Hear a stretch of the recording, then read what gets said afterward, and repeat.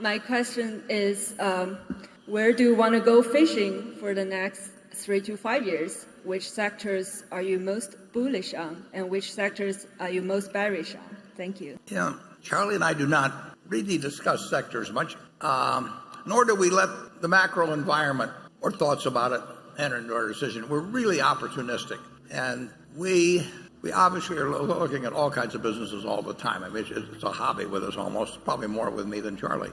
But we're hoping we get a call, and we've got a bunch of filters, and I would say this is true of both of us. We probably know in the first 5 minutes or less whether something is likely to or has a reasonable chance of happening. And it's just going to go through there, and it's going to. First question is can we really ever know enough about this to come to a decision? And that knocks out a whole bunch of things, and there's a few, and then if it makes it through there, there's a pretty good reasonable chance we may do something, but it's not sector specific.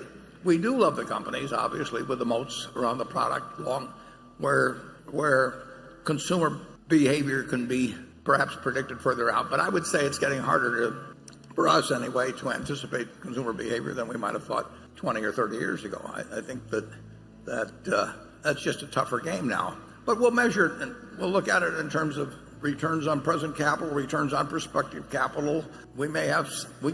A lot of people give you some signals as to what kind of people they are, even in talking in the first 5 minutes, and whether you're likely to actually have a satisfactory arrangement with them over time. So a lot of things go on fast, but we know the kind of sectors we kind of like to, or the type of business we kind of like to end up in, but we don't really say we're going to go after companies in this field or that field or another field. Charlie, you want to? Yeah, some of our subsidiaries do little bolt-on acquisitions that make sense, and that's going on all the time, and of course we like it. But I would say the general field of buying whole companies, it's gotten very competitive. There's a huge industry of doing these leveraged buyouts. That's what I still call them. The people who do them think that's a kind of a bad marker, so they say they do private equity. It's like making a janitor call himself the chief of engineering or something.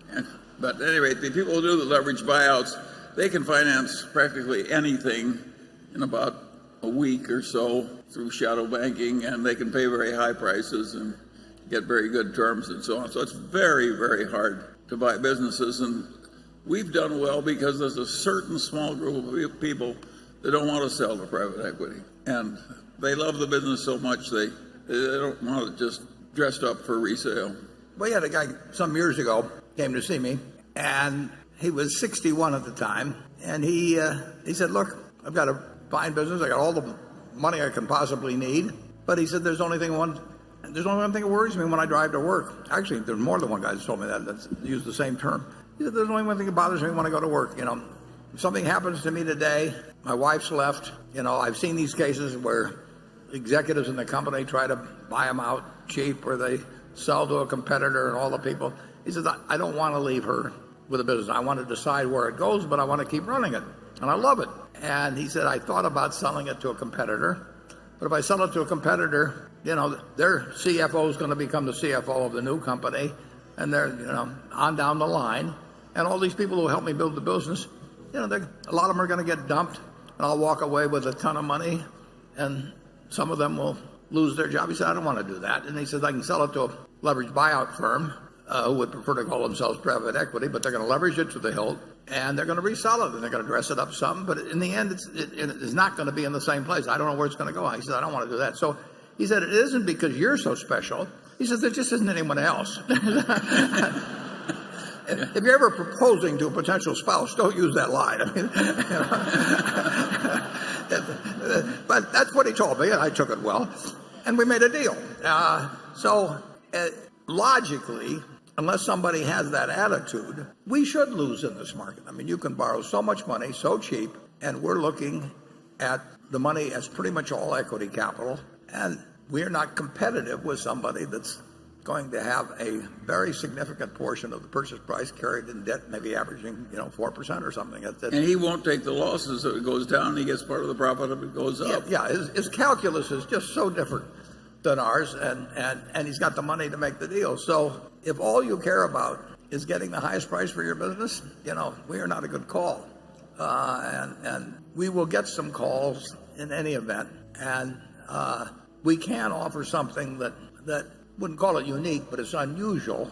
The person that sold us that business and a couple of others that have, actually it's almost word for word the same thing they say. They are all happy with the sale they made, very happy, and they have lots and lots and lots of money, and they're doing what they love doing, which is still running the business, and they know that they made a decision that will leave their family and the people who work with them all their lives in the best possible position, and that's in their equation. They have done what's best. But that is not the equation of many people, and it certainly isn't the equation of somebody who buys it and borrows every dime they can with the idea of reselling it after they maybe dress up the accounting and do some other things. But when the disparity gets so wide between what a heavily debt financed purchase will bring as against an equity type purchase, it gets to be tougher. There's just no question about it, and it'll stay that way. But it's been tough for a long time, and we've bought some good businesses. Yeah.